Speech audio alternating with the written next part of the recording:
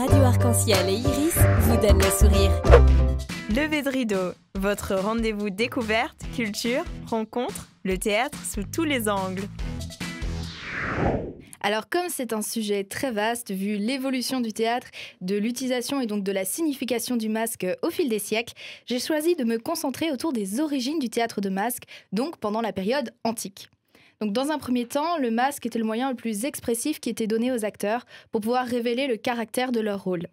À l'époque où le poème dramatique fut complet, oui parce qu'à l'époque on ne parlait pas vraiment de pièces ou de dramaturges, c'était des poèmes en fait qui étaient mis en scène. Donc à ce moment-là, quand ils sont devenus comédie ou tragédie, les acteurs ont eu envie de prendre des rôles d'âge ou de sexe différents. Et ils inventèrent donc les masques scéniques, qui étaient à l'époque des types de casques qui devaient recouvrir toute la tête et le visage avait des traits très soulignés. Donc le masque a été connu dès la plus haute antiquité, mais il n'a pas gardé très longtemps sa signification religieuse. Donc dans les nécropoles d'Égypte et dans les nombreux tombeaux, par exemple de Mycène en Grèce, c'était une simple feuille d'or dont on a moulé le visage pour conserver les traits. Le masque proprement dit, donc le masque vraiment de théâtre, paraît bien d'être d'origine purement grecque. Il est très vraisemblable en effet que le masque, comme tout l'appareil scénique d'ailleurs, est sorti des divertissements sérieux ou bouffons des Dionysaques, donc qui fait référence au dieu Dionysos, dieu grec du vin, de la fête et donc du théâtre. On avait commencé par déguiser ses traits en se barbouillant de lit de vin et c'est seulement par après qu'on a fabriqué des masques en écorce, en cuir et puis au final en toile qu'on a enduit de cire. Et cet usage au fait avait une double raison d'être. Tout d'abord, les représentations dramatiques avaient un caractère religieux. Et du coup, il fallait figurer exactement aux yeux du public le type traditionnel de tel et tel héros ou de tel et tel dieu. Ensuite, le spectacle avait lieu en plein air devant une foule nombreuse et donc il était indispensable de renforcer la voix des acteurs.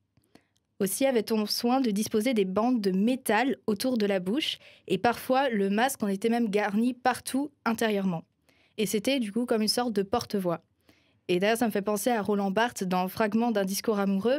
Il s'était intéressé au masque de la tragédie grecque et pour lui, ils avaient un peu une fonction magique. Car il disait que ça donnait à la voix une origine un peu infernale, ça la déformait, la dépaysait, et c'est comme si elle sortait au final d'un au-delà souterrain. Donc garni de cheveux toujours peints, soigneusement modelés et même parfois sculptés, le masque enfermait toute la tête de l'acteur, ne laissant d'ouverture que les yeux et la bouche. Exécuté par David Zouvry à demi-artiste, il produisait véritablement l'illusion scénique, d'autant mieux que l'acteur en changeait plusieurs fois au cours d'une représentation en suivant la situation et les sentiments des personnages. C'est-à-dire qu'à chaque fois, un acteur, il avait d'abord une émotion joyeuse et il passait à une émotion triste. Il y avait sans cesse des changements de masque. Donc dans ces différents masques, on distinguait une foule de types différents. Donc on avait les dieux, des héros, des vieillards, des jeunes gens, des femmes, des esclaves, etc. Et en chacun de ces types comprenait plusieurs catégories qui définissaient donc le caractère, la condition sociale et bien sûr le sentiment du personnage comme je l'ai évoqué tout à l'heure. Il y avait des masques orchestriques pour les chœurs de danse, même des masques de profession, donc spécialisés pour les marchands, les soldats, les cuisiniers, les pédagogues, etc.